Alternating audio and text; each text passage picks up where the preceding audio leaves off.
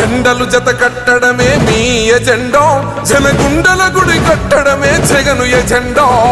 బలిరా బలి బలిరా బలిరా, పులి వెందులలో పుట్టిందా పులిరా. కుర్చీల కూర్చోవడమే మీ ఎజెండా, కుర్చీ జనమే ఇవ్వాలన్నది జగను ఎజెండా. బలిరా బలి బలిరా బలిరా, పేద బతుకుల మార్చినది ఆ పులిరా.